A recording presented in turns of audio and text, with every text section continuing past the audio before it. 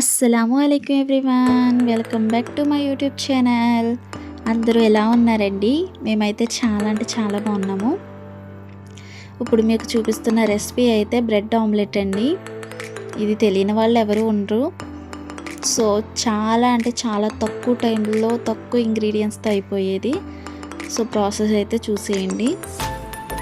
First అయితే నేనైతే 3 eggs తీసుకున్నాను. ఈ ఎగ్స్ అన్నీ పగలగొట్టుకొని ఒక బౌల్లోకి అయితే తీసుకోవాలండి. దాంట్లోకి మనమైతే పసుపు, సాల్ట్, కారం, షుగర్ అయితే తీసుకున్నాము. కొంతమంది అయితే షుగర్ ఒకటే వేసుకుంటారు. కారం, సాల్ట్ కూడా వేసుకుంటే మనకి కొంచెం టేస్ట్ అనేది బాగుంటుందండి. సో అందుకే మేమైతే కారం, సరిపడంత కారం, కొంచెం సాల్ట్, కొంచెం పసుపు, కలర్ కోసం కొంచెం పసుపు, ఒక 2 టేబుల్ స్పూన్స్ అయితే షుగర్ అయితే తీసుకున్నాము. సో ఇదంతా బాగా మిక్స్ చేసుకోవాలండి. అదంతా బాగా కలిసేలాగా మిక్స్ చేసుకోవాలి. మొత్తం మనం బాగా మిక్స్ చేసుకోవాలండి. సో ఇప్పుడు చూపిస్తున్న విధంగా అయితే బాగా మిక్స్ చేసుకోవాలి. ఎక్కడ ఉండలు లేకుండా నీట్గా మిక్స్ చేసుకోవాలి.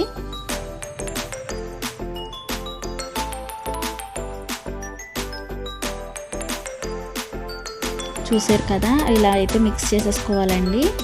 ఇప్పుడైతే మనం స్టవ్ అయితే వెలిగించుకుందాము. దీని మీద పెనం పెట్టుకోవాలండి. సో ఇది బాగా హీట్ అవ్వాలండి. కొంచెం హీట్ అయిన తర్వాత దీంట్లో ఆయిల్ అయితే వేసుకోవాలి. మనం హీట్ అవ్వకముందే ఆయిల్ వేసేస్తే మనకి సరిగ్గా అయితే అది వేగదండి. సో ముందు బాగా హీట్ వచ్చిన తర్వాత అప్పుడే ఆయిల్ వేసుకోవాలి. ఆయిల్ కూడా మొత్తం పెనం మొత్తం మనం స్ప్రెడ్ చేయాలండి ఆయిల్ని. అప్పుడే మనకి బ్రెడ్ అయితే బాగా కాలుతూ ఉంటుంది. సో ఇప్పుడు చూసారు కదా, అలాగా హీట్ అయిన తర్వాత బాగా ఇప్పుడు ఇందాక మనం చేసుకున్న ఎగ్ దాంట్లో ఇప్పుడు బ్రెడ్ అయితే వేయాలండి. ఇది బాగా డీప్ చేయాలి. ఎగ్ అంతా బ్రెడ్కి పట్టే వరకు డీప్ చేసి ఇప్పుడు పెనం మీద వేయాలండి. అది బాగా హీట్ అవ్వాలి ఆయిల్ వేసిన తర్వాత. సో మేమైతే 3 ఎగ్స్ 3 బ్రెడ్స్ అయితే తీసుకున్నాము. ఇప్పుడైతే 3 బ్రెడ్స్ కూడా వేసేసుకున్నామండి. మీరు ఒకసారి వేసేసుకోవచ్చు, లేకపోతే విడివిడిగా అయినా వేసుకోవచ్చు. మేమైతే ఒకసారి వేస్తాము. సో ఇవి వేసేసిన తర్వాత లో ఫ్లేమ్లో పెట్టుకొని కుక్ చేయాలండి బాగా.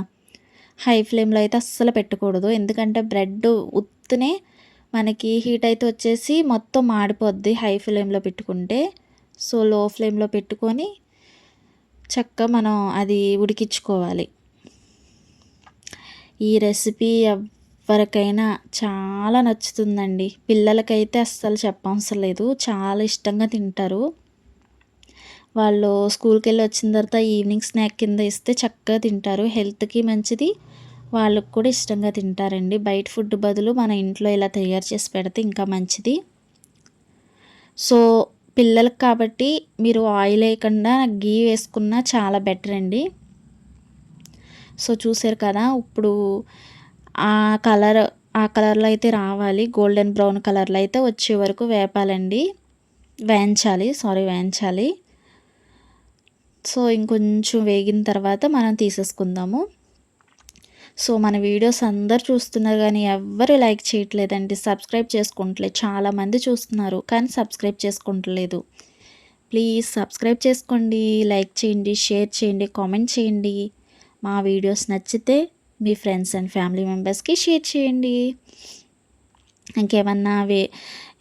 ఇంకేమన్నా మీకు వీడియోస్ కావాలంటే మెన్షన్ చేయండి, నేను ఖచ్చితంగా చేస్తాను. కుకింగ్ వీడియోస్ కావాలన్నా, ఎటువంటి వీడియోస్ కావాలన్నా కామెంట్ బాక్స్లో చెప్పండి, ఖచ్చితంగా నేను ట్రై చేస్తాను. చూస్తున్నారు కదా, ఇలా అయితే బ్రెడ్ మొత్తం వేగాలండి. సో ఇలా వేగిన తర్వాత మనం స్టవ్ ఆఫ్ చేసేసుకొని ఇప్పుడు ప్లేట్లోకి అయితే తీసేసుకుందాము.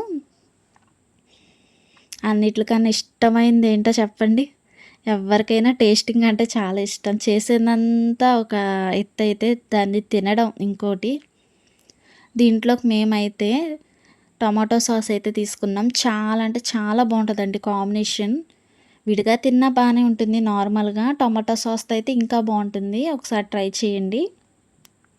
టమాటో సాస్ లేపోతే నార్మల్‌గా తినండి. చాలా బావుంటుంది. షుగర్ వేసాం కదా! స్వీట్‌గా ఉంటుంది.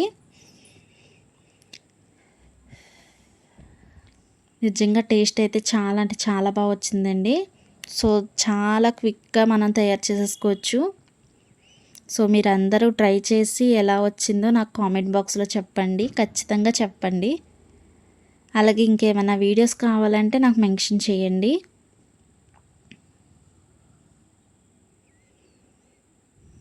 Okay. Thank you for watching. Bye.